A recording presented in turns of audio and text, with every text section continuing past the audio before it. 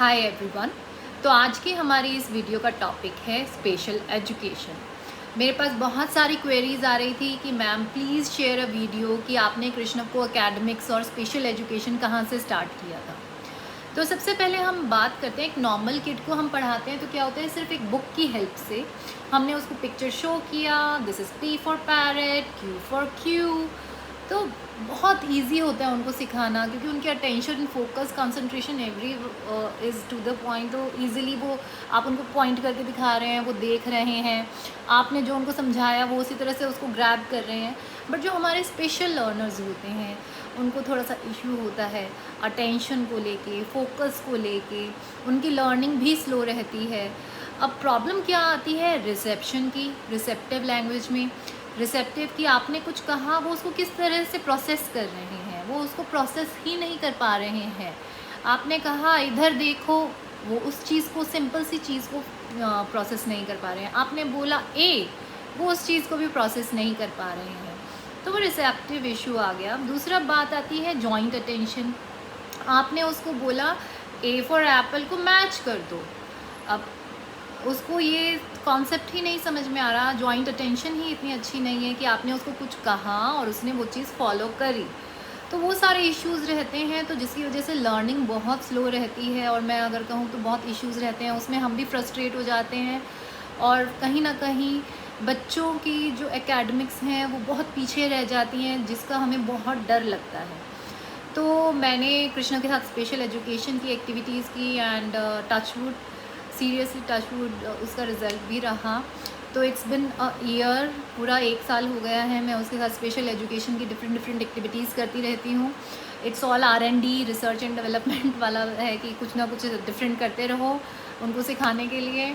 मेरा रात का यही होता है, सोते सोते यही सोचती रहती हूँ आज उसको मैं नया किस तरह से क्या सिखाऊँ। तो आज मैं आपको simple alphabet learning process share करूँगी कि आप बच्चों को अल्फ़ाबेट्स कैसे सिखा सकते हैं to the special learner, specially कि उनको हम लोग अल्फ़ाबेट रिकॉग्निशन कैसे कराएं, साथ ही साथ अल्फ़ाबेट टू पिक्चर मैच कैसे कराएं, उनकी रिकॉग्निशन में और उनकी कॉग्निशन में लेकर आएँ। और एक कॉन्सेप्ट है स्मॉल अल्फ़ाबेट को कैपिटल अल्फ़ाबेट के साथ स्मॉल लेटर और कैपिटल लेटर को कैसे मैच करना सिखाएं। बहुत अच्छा रिस्पांस मिला, तो I thought I should share it with you. So ये पैक बोर्ड है जो हम अपने स्पेशल लर्नर्स के लिए यूज़ कर सकते हैं।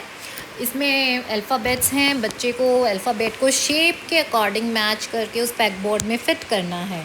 तो this is a good activity for hand and eye coordination, fine motor activity है। साथ ही साथ अल्फ़ाबेट रिकॉग्निशन में, अल्फ़ाबेट लर्निंग में बहुत हेल्पफुल रहती है। तो हम लोग अपनी बच्चों के साथ पैक बोर्ड एक्टिविटीज़ ज़रूर कर सकते हैं, और ये बहुत अच्छी रहती है उनकी ओवरऑल डेवलपमेंट के लिए। सो जो फर्स्ट एक्टिविटी है that is a speech activity. वो हम स्पीच में भी यूज़ करते हैं। बच्चे को डिफरेंट पोजीशन से चीज़ों को शो करना, अल्फ़ाबेट को शो करना, सो दैट वो डिफरेंट एंगल से उसको नोटिस करे और उसकी अटेंशन आप उस चीज़ पे सीख कर रहे हैं। तो this is the first activity. Let's have a look on the activity. This is a A A. This is da da D D D. This is ba ba. Look, ba. Very good. This is ka ka ka. Very good. Give me A. Give me B. Very good. Give me C. Give me D. Very nice, Krishna. A apple. B ball. C cat. D dog. Krishna, this is dog. D के साथ यहाँ रख दो, the dog. C cat. B banana. A apple. A apple. B banana. C cat. D dog. हाँ चल। So the second activities, हमने first activity में उसको रिसेप्टिव इश्यूज़ पे काम किया, उसको अल्फ़ाबेट का रिकॉग्निशन कराया। नेक्स्ट एक्टिविटी में हम लोग जॉइंट अटेंशन पे काम करेंगे। मैंने फ्लोर पे अल्फ़ाबेट्स स्कैटर कर दिए हैं और मैं उसको कमांड दूंगी, उसके अकॉर्डिंग उसको वो पिक कर देना है। यानी कि आपने कहा, उसने किया, दोनों की जॉइंट अटेंशन आई, जिससे लर्निंग ईजी होगी और इन फ्यूचर बच्चे की जॉइंट अटेंशन भी इम्प्रूव होगी। तो ये एक्टिविटीज़ दिखने में बहुत मान्यूट लगती हैं, छोटी छोटी लगती हैं, ऐसा लगता है क्या बेनिफिट होगा, बट इनका बहुत ज़्यादा बेनिफिट रहता है उनकी लर्निंग और डेवलपमेंट पे। तो let's have a look on the activity. Krishna, ड डॉग, ड डी, डी उठाकर टेबल पे रख दो, put it on the table. D, very nice. Krishna, C, क, C, C, very good. Krishna, give me A, very nice. Krishna, ब, B, B for ball, very. अब बच्चे को, आपको पता चल गया, उसका रिसेप्टिव इशू भी सॉल्व हो गया, उसका जॉइंट अटेंशन इशू भी सॉल्व हो गया। जो नेक्स्ट हमारा स्टेप रहेगा, अब बच्चे को हम अल्फ़ाबेट मैच कराएंगे ताकि उसका वो कॉन्सेप्ट और ज़्यादा अच्छे से बिल्ड हो, और साथ ही साथ उसमें हम पिक्चर्स के साथ भी उसको मैच करवाना स्टार्ट कर देंगे, ताकि उसकी जो alphabet to picture learning concept है वो भी इजी रहे। तो ये एक बार आप एक्टिविटी देखिए कि हम किस तरह से कर सकते हैं, बिकॉज राइटिंग पे हम ज़्यादा फोकस नहीं कर रहे हैं, अभी हम उनकी लर्निंग पे फोकस कर रहे हैं। तो किस तरह से उनको अल्फ़ाबेट टू पिक्चर रिकॉग्निशन करानी है, ये एक्टिविटी उसके लिए है। मैच, डी ऊपर रख दो, हाँ, match, very good. Match, match, match, match, match. Krishna, match, dog, हाँ, हाँ, हाँ, मैच, हाँ। कृष्णा, ब, बनाना, बी, बी, हाँ, रख दो, very good. This is apple, ऊपर रख दो इसके, वेरी गुड, हाँ, शाबाश। Krishna, this is the dog, match. This is का कैट, दिस इज ब, banana, this is a apple, match, very. This is capital to small matching. Match box पे activity बनाई है, अंदर कैपिटल अल्फ़ाबेट है, बाहर स्मॉल अल्फ़ाबेट है with picture. So this is the activity, how we will do it, कि पहले मैंने उसको सारे कैपिटल लेटर्स ओपन करके दे दिए हैं, उसको सीक्वेंसिंग करनी है। सो ये एक्टिविटी तब हम करेंगे जब बच्चे को A to Z की रिकॉग्निशन आ गई है, या फिर आप स्टार्टिंग में 4 अल्फ़ाबेट्स के साथ ये एक्टिविटी कर सकते हैं। मैंने पहले कृष्णा को सीक्वेंसिंग करने के लिए दिया है कि A B C D Z तक उसको अल्फ़ाबेट ऑर्गेनाइज़ करने हैं। तो इससे ऑर्गेनाइजेशन पता चल जाएगी कि A के बाद B आएगा, B के बाद C आएगा, तो ये कॉन्सेप्ट क्लियर हो जाता है और बच्चे को बहुत अच्छे से सीक्वेंसिंग आ जाती है इस एक्टिविटी से। तो बहुत अच्छा रहता है बच्चे की ओवरऑल अटेंशन के लिए, फोकस के लिए और लर्निंग के लिए। ये एक्टिविटी मुझे पर्सनली बहुत पसंद है। सो फर्स्ट स्टेप में हमने अल्फ़ाबेट सीक्वेंसिंग कराया बच्चे से, देन नेक्स्ट स्टेप में हम लोग मैचिंग कराएंगे स्मॉल अल्फ़ाबेट को कैपिटल अल्फ़ाबेट से। तो उसको मैच बॉक्स को अंदर डालना है। तो आप देख रहे हैं, उसने सबसे पहले विजुअल डिस्क्रिमिनेशन आ रहा है, उसको सर्च आउट करना है जो अल्फ़ाबेट उसको चाहिए। तो विजुअल डिस्क्रिमिनेशन के लिए अटेंशन एंड कंसंट्रेशन बहुत ज़्यादा चाहिए। फिर उसको अंदर इंसर्ट करना है, तो जिसके लिए हैंड एंड आई कोऑर्डिनेशन बहुत अच्छा चाहिए। तो hand and eye coordination improve करने के लिए भी ये एक्टिविटी बहुत अच्छी रहती है। तो इससे हमारे मल्टीपर्पज़ एक्टिविटी हो गई, मल्टीटास्किंग एक्टिविटी हो गई। बच्चा इसमें हैंड एंड आई कोऑर्डिनेशन भी अच्छा कर रहा है, बच्चे की लर्निंग आ रही है अल्फ़ाबेट के लिए, प्लस साथ ही साथ उसको विजुअल डिस्क्रिमिनेशन पे भी हम काम कर रहे हैं। अब puzzle solving is a great brain boosting activity.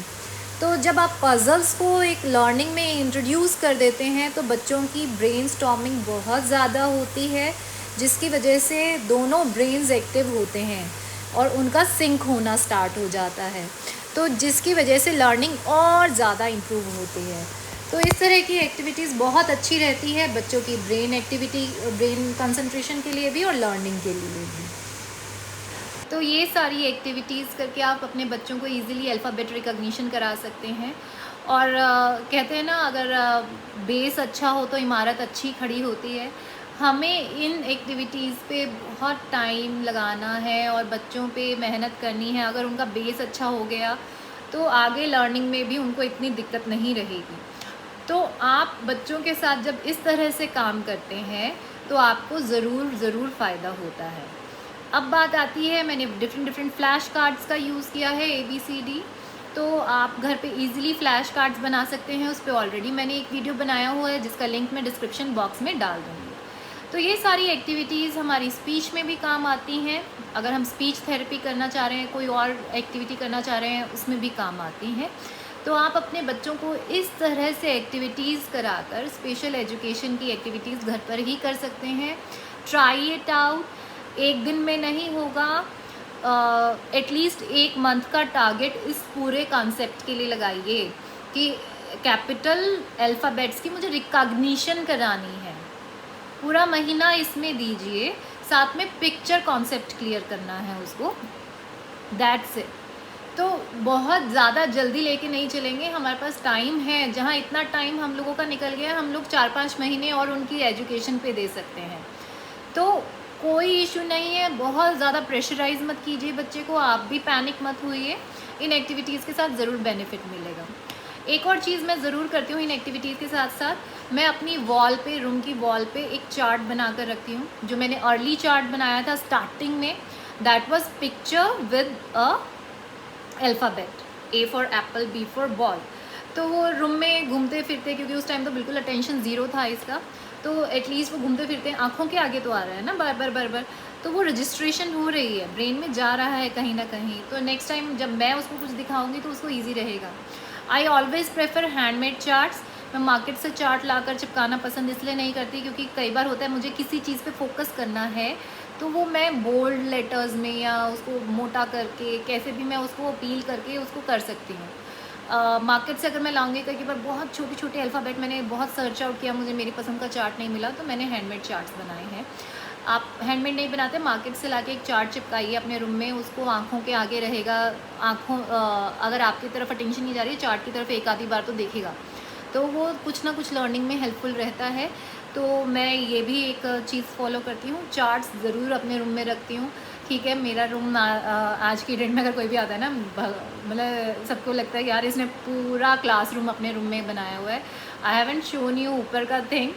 ऊपर भी मैंने इस तरह से कुछ कर रखा है, कहीं पे बॉल है, कहीं पे कुछ है कि सच्ची में अगर मेरी फ्रेंड आती है ना घर में तो वो कहती है तो यार तेरे रूम में ऐसे लगता है पता नहीं क्या बच्चों की जगह पे आ गया, एक बेड हटा दो तो सारा वही चीज़ें दिखेगी।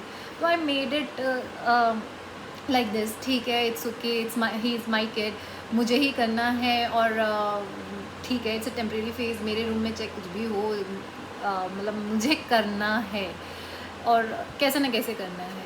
तो मैं आपको इसलिए बता रही हूँ कि आप भी अपने रूम में ये मत सोचना कि भाई ये चिपका दूँगी, वो चिपका दूँगी, कैसा लगेगा। अरे लगेगा, बच्चा ठीक हो जाएगा, that is the main thing. बच्चा हमारा है, वो ठीक हो रहा है, उसको लर्निंग हो रही है, that is the main satisfaction.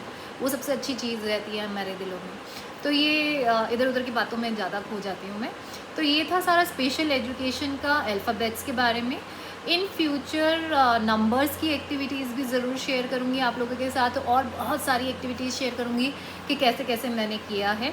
आप मेरे चैनल पे प्लेलिस्ट में जाकर स्पेशल एजुकेशन की जो और एक्टिविटीज़ हैं, एडवांस्ड एक्टिविटीज़ हैं, ऑड इवन कॉन्सेप्ट है या फिर 5 सेंसेस के बारे में है, मैं कृष्णा को कैसे कराया, आप वो सारी चीज़ें भी देख सकते हैं। But this is the base level जो स्टार्टिंग एक्टिविटीज़ रहती हैं। तो आई होप आप लोगों को मेरी वीडियोस पसंद आ रही होंगी। अगर पसंद आ रही हैं तो प्लीज़ चैनल को शेयर, लाइक एंड सब्सक्राइब करना मत भूलिएगा। Thank you so much.